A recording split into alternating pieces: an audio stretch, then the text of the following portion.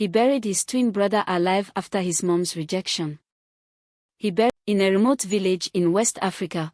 Long ago, there lived a woman named Amina who had two twin sons, Kofi and Kwame.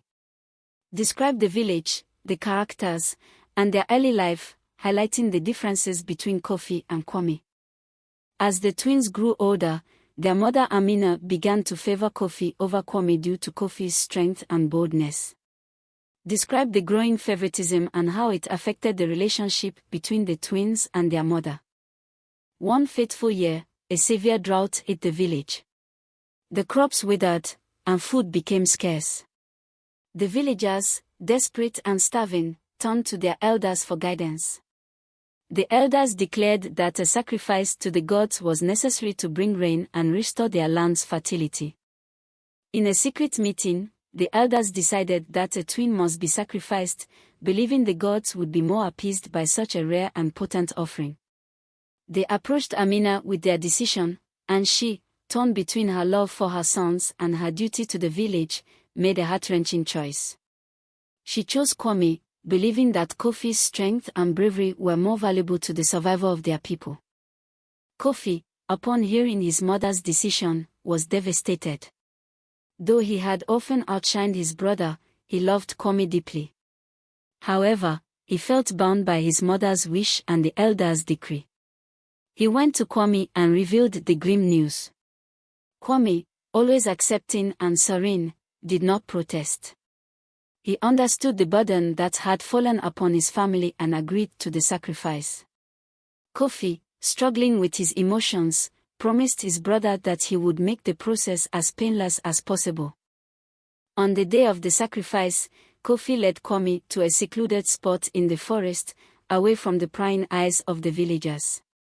He had dug a deep pit, and with tears streaming down his face, he helped his brother into it. Kwame, calm and composed, looked up at Kofi and said, "Brother, I forgive you. I know you have no choice. May the gods bless you and our village." Kofi, his heart breaking, began to cover Kwame with earth. As he did, he heard Kwame singing a soft, haunting song, a song of peace and forgiveness. The song stayed with Kofi long after the last of the soil had been placed, and Kwame's voice was silenced. Days turned into weeks, and miraculously, the rains returned. The villagers rejoiced, praising the gods and Amina's sacrifice. But Kofi could not shake the weight of his brother's death.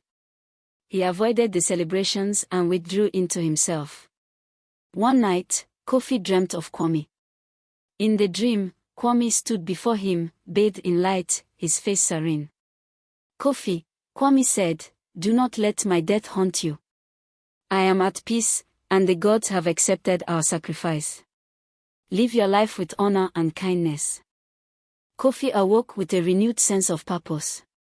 He vowed to honor Kwame's memory by living a life of compassion and wisdom. He became a great leader, known for his fairness and empathy. He told the story of his brother's sacrifice to his children and grandchildren, ensuring that Kwame's gentle spirit would never be forgotten. The village flourished, and the memory of Kwame's selflessness became a legend, teaching generations about the enduring strength of the human spirit, the power of love, sacrifice, and forgiveness. And so, the story of the twin brothers, Kofi and Kwame, lived on, a testament to the profound bond between siblings and the